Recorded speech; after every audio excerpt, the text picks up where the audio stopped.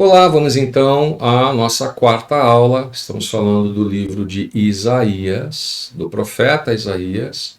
Estamos ainda em toda uma introdução. Hoje falaremos dos reis e os profetas. E isso é muito importante para entender, né, o momento em que Isaías estava e, inclusive, se relacionando com alguns reis. Isso mostra que Israel, num determinado momento da sua história, ela pede um rei, a nação, ela quer ser dirigida como as nações do seu entorno. Então nós vamos compreender que, num determinado momento, ela deixa um estado teocrático para um estado monárquico.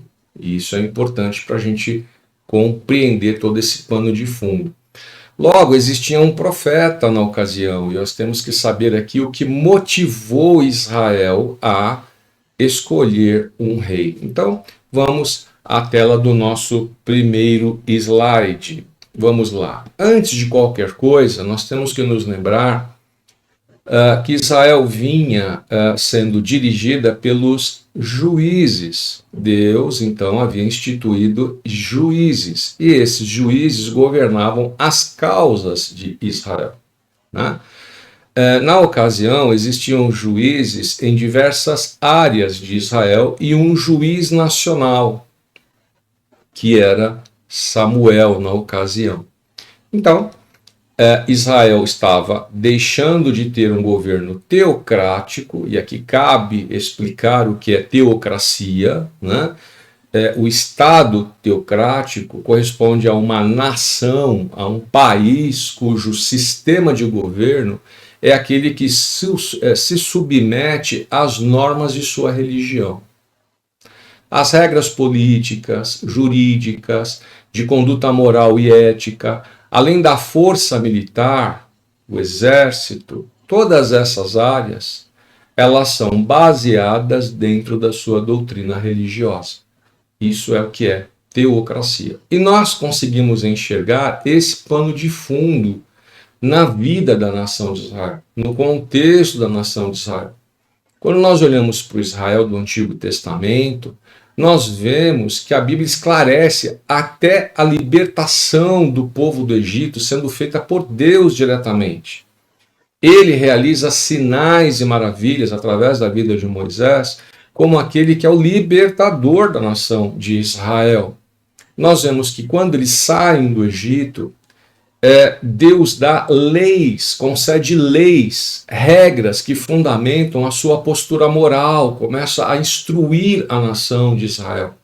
No seu relacionamento interpessoal, no seu relacionamento com os estrangeiros, como seria esse comportamento, na educação familiar, qual era a postura do marido, a postura da esposa, a educação dos filhos, qual seria a sua conduta espiritual, como seria o seu relacionamento com o próprio Senhor. Nós vemos isso no livro de Levíticos, né? Através do sacerdócio. Nós vemos Deus mandando Moisés separar pessoas para construir um exército, força militar, para dominar a terra, separando pessoas específicas, dentro de idades específicas. Muito bem. Deus, ele também diz que existe uma terra, um local, uma região onde este povo habitaria, né? Então, essas leis que formam, que dão toda a instrução moral, mostra que quem criou, quem gerou essas leis, que foi Deus, é quem estava estabelecendo todo o governo sobre a nação de Israel. E mais, essa nação, ela desfrutaria da promessa de Deus, que em todas as ocasiões que eles interagissem de forma positiva com essas leis, com a sua palavra, eles seriam abençoados. E quando eles interagissem de maneira negativa, ou seja, desobedecendo, frustrando, saindo do direcionamento escrito por essas leis, esclarecido por essas leis, eles teriam disciplinas duras. Nós temos esse contexto de forma resumida no capítulo 28 e 29 do livro de Deuteronômio. Lá nós temos as bênçãos por uma relação de intimidade e cumplicidade com a vontade de Deus, o governante master da nação de Israel, e também a disciplina que estaria sobre ela, instituída pela desobediência das regras que esse Senhor, que é o libertador, que é o seu Senhor, que é o Deus Criador, que é o Supremo, né, que é o Eterno, havia instituído sobre essa nação. Então, nós temos aqui um momento de transição, saindo da posição em que Deus era aquele que estava à frente, para entrar agora numa condição onde Israel estava pedindo uma pessoa que encabeçasse o governo de toda a nação. E isso acontece especificamente quando nós nos deparamos com o capítulo 8 do livro de 1 Samuel. Lá, o texto sagrado, ele já nos diz o contexto histórico que vivia essa nação. O que motivou o pedido de um rei e as consequências que Israel sofreria por essa decisão. Então, vamos ao texto bíblico, que diz o seguinte, no versículo 1 do capítulo 8. Tendo Samuel envelhecido, constituiu os seus filhos por juízes sobre Israel. Muito bem. Bom, juiz não tinha hereditariedade obrigatória. Então, não era de pai para filho uma obrigação, tá? Mas aqui, Samuel instrui e coloca os seus filhos como pessoas que encabeçariam também a posição de julgar as causas e as necessidades da nação de Israel em áreas específicas, tá certo? Então, vamos observar aqui que no versículo 2, o primogênito chamava-se Joel e o segundo, Abias, e foram juízes em Berseba. Então, volta aquela reflexão de que existiam diversos juízes, mas havia um juiz nacional. Esse juiz nacional era Samuel, e ele tinha grande respeito da nação de Israel. A questão é que o comportamento, o testemunho destes jovens, destes homens, colocaram em risco a sua conduta moral, né? Diz o verso 3, porém seus filhos não andaram pelos caminhos dele, antes se inclinaram à avareza e aceitaram subornos, e perverteram o direito. Então nós temos aqui o ápice do caos. Nós vemos que a ambição, que a corrupção é quando nós retiramos Deus do trono que há em nossos corações e permitimos que a ambição ocupe este lugar, uma ambição desmedida, as decisões passam a ser inassertivas. E estes homens, então, passaram a ser vistos com maus olhos pela nação de Israel. Então, no verso 4, nós temos que os anciãos, todos os anciãos de Israel, eles se reuniram e vieram a Samuel em Ramá e lhe disseram, vê, já estás velho, e teus filhos não andam pelos teus caminhos. Constitui-nos, pois, agora um rei sobre nós, para que nos governe, como o tem todas as demais nações.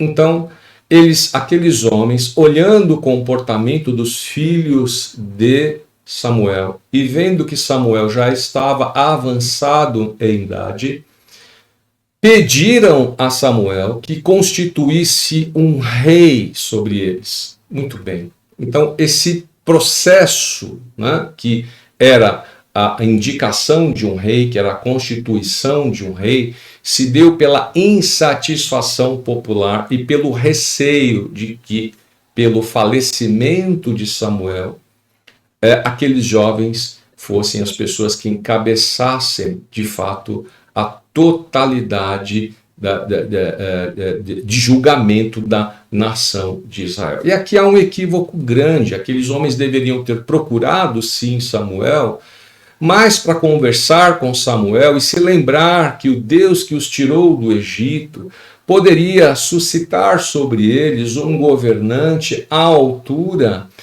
uma pessoa que tivesse a mesma performance moral de Samuel, mas não, eles queriam um rei como as demais nações. E o interessante é que essa ambição, que por sinal era era muito percebida, o suborno, a corrupção que havia sobre os filhos de Samuel, é algo que acontece desde Gênesis até os dias de hoje.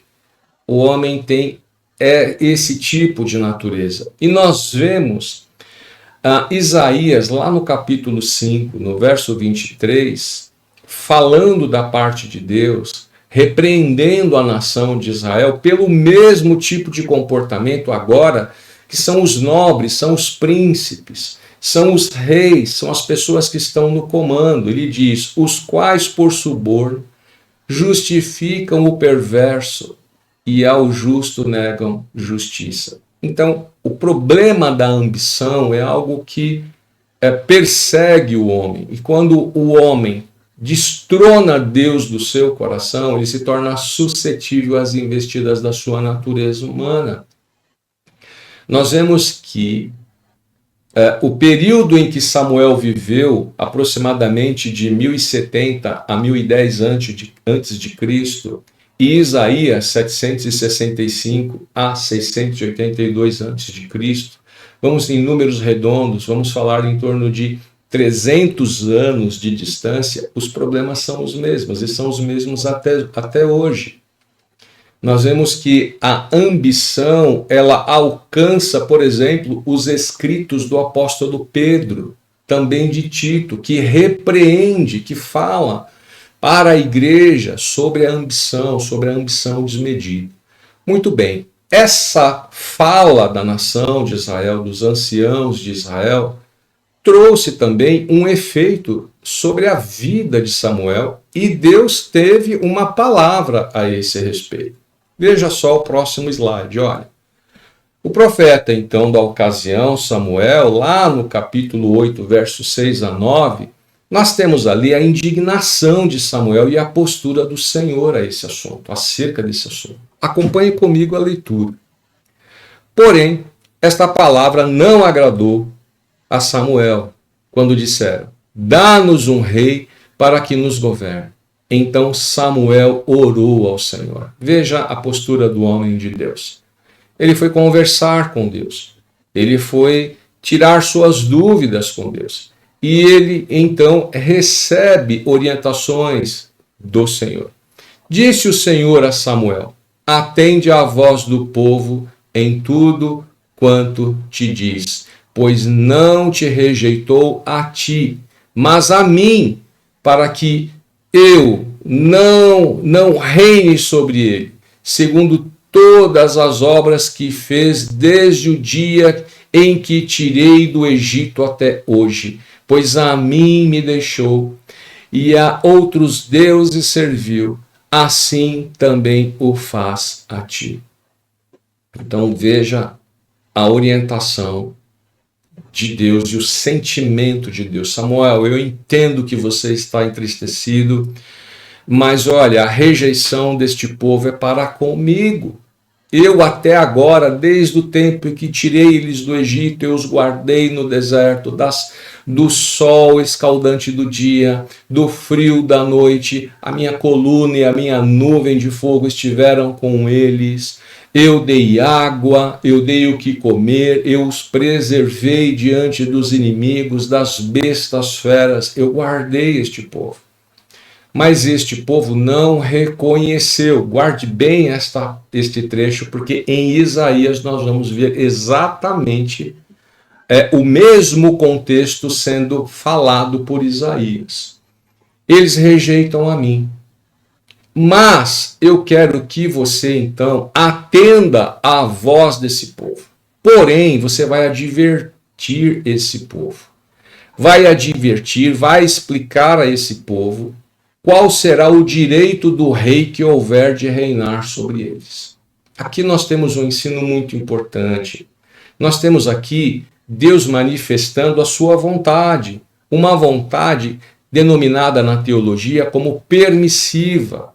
Deus permite que certas coisas aconteçam, ainda que não seja do seu interesse real, ainda que não seja o seu plano ideal, ele permite que certas questões aconteçam. Ainda que não seja aquilo que ele tem idealizado, ele permite que certas coisas aconteçam, né? E foi justamente o que estava acontecendo ali na nação de Israel, com os anciãos que estavam pedindo um rei. Deus não havia planejado isso, ele não estava interessado em um rei. Ele era o rei. Mas tudo bem, vocês querem um rei? Olha, eu não gosto da ideia, mas eu permito que vocês tenham. A grande questão aqui é que essa vontade permissiva nos faz conhecer também que existe uma vontade chamada decretiva de Deus, que é o propósito master, né? Que engloba tudo o que ele predestinou, é a vontade que decreta os próximos passos e aguarda os seus planos ocultos no futuro. Ou seja, ela vai se realizar independentemente da vontade do homem. É Deus dizendo, eu vou criar céus e terra, eu não preciso da autorização de ninguém, do consenso de ninguém, do conselho de ninguém, porque eu sou o Senhor. E a grande questão aqui sobre a vontade permissiva de Deus é que ele não abre mão da sua soberania, ele continua sendo soberano. Então, ainda que Israel estivesse ali pedindo um rei, Deus não deixaria de cumprir o seu propósito, de intervir na história de Israel, dentro dos seus planos, da sua promessa feita a Abraão, dentro da sua promessa feita a Jacó. Ele continua assentado no seu trono e é soberano em toda a sua criação. Muito bem. Então, dentro desse contexto agora, nós já começamos a entender como é que nasceu o contexto de um rei. E nós temos uma palavra de Deus dita através de Samuel para a nação de Israel, né? O que seria esse rei. Então, Deus aqui ele adverte a nação de Israel acerca do que seriam os reis. E isso é muito importante, por quê? Porque quando nós estivermos falando de Isaías e todos os demais profetas, nós vamos observar qual é o contexto de vida que esses reis têm e como eles pensam e como eles reagem. Deus já está antecipando. Veja a misericórdia do Senhor, a graça dele em dizer à nação de Israel, vocês têm certeza que vocês querem isso? Porque eles vão realizar algumas coisas. E aqui então está o texto. No versículo 10, ele diz, referiu Samuel todas as palavras do Senhor ao povo, que lhe pedia um rei. E disse, este será o direito do rei que houver de reinar sobre vós. Ele tomará vossos filhos e os empregará no serviço dos seus carros, como seus cavaleiros, para que corram adiante deles, e os porá uns por capitães de 1000 e capitães de 50, outros para lavrarem os seus campos e ceifarem as suas messes, e outros para fabricarem suas armas de guerra e o aparelhamento de seus carros. Tomará as vossas filhas para perfumistas, cozinheiras e padeiras.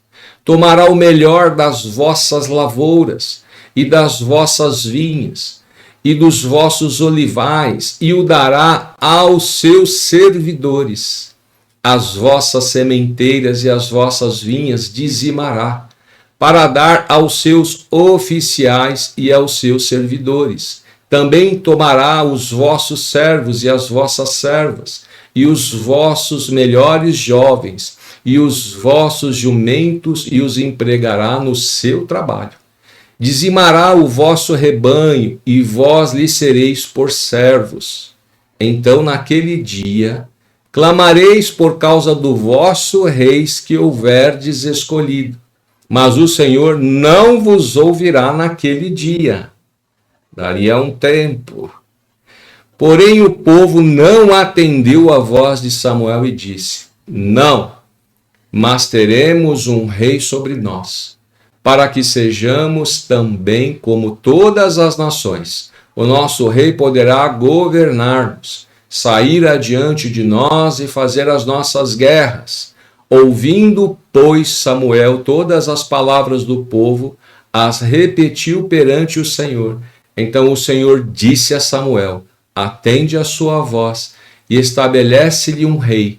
Samuel disse aos filhos de Israel: Volte cada um para a sua cidade. E depois, então, nós nos deparamos com a eleição deste rei que é Saul.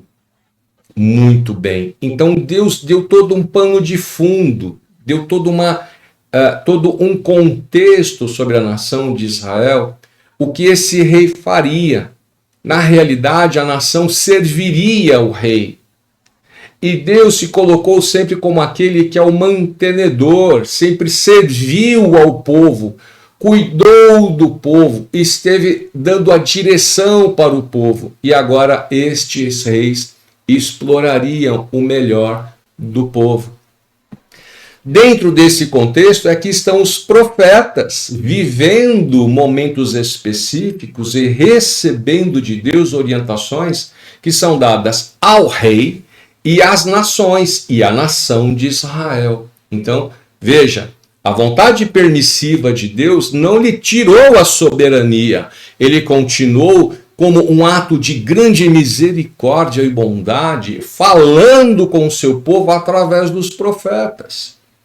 Ele é soberano, isso não muda as intenções do Senhor, mas as nossas decisões têm consequências, e nós vamos conhecer estas consequências a partir desta história agora com os reis. E daí por diante, então, nós passamos a perceber quais são os reis que surgem. Nós tivemos Saul, que é tempo estimado aqui de 1050 a 1010 a.C., com o profeta Samuel. Tivemos Davi, com 1010 a 970, com o profeta Natã e Gade.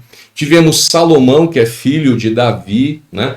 Ali tivemos a intervenção, né? Ou o surgimento de Aías, quando o reino se divide entre Reino do Norte e Reino do Sul, né? Reino do Norte, 10 tribos, Reino do Sul, Judá e Benjamim, né? Aías é quem leva a profecia de divisão do reino a Jeroboão, e este então as 12 tribos se separam. Olha só a consequência da decisão, né? Das decisões de um rei que foi Salomão, e essas decisões elas entristeceram ao Senhor, e então houve divisão das tribos de Israel. Seguindo, então, nós tivemos Reino do Norte chamado Israel, Reino do Sul chamado Judá. E aí temos no Reino do Norte Jeroboão, Nadab, Baás, Elá, Zinri, On e Acabe, Acasias. Acabe na ocasião era o profeta Elias, Acasias, Jorão era o profeta Eliseu, Jeú, Jeoacás, Jeoás, Jeroboão II. E aí nós temos Jonas, Amós, Oséias, são os profetas da ocasião. Zacarias, também tivemos o rei Zacarias ainda no período do profeta Oséias. Salum, Menahem, Pecaías, Peca, Oséias. E aí, para o reino do sul, em Judá, nós tivemos Roboão, tivemos Abias, Asa, Josafá, Jeorão, né, que o profeta foi Obadias. Tivemos o rei Acasias e a rainha Atália, né, Joás, com o profeta Joel, Amazias, Azarias. Tivemos Jotão, rei Jotão, que está com o profeta Isaías e Miqueias. Tivemos Acás e tivemos Ezequias. Muito bem. E aí em Ezequias tivemos a crise em 722, onde os assírios destruíram Samaria e exilaram Israel. reino do norte para a Síria. Judá, então, ali foi poupado em virtude da reforma de Ezequias e do expurgo da idolatria. Então, Ezequias foi um rei que se voltou contra a idolatria e Deus teve misericórdia.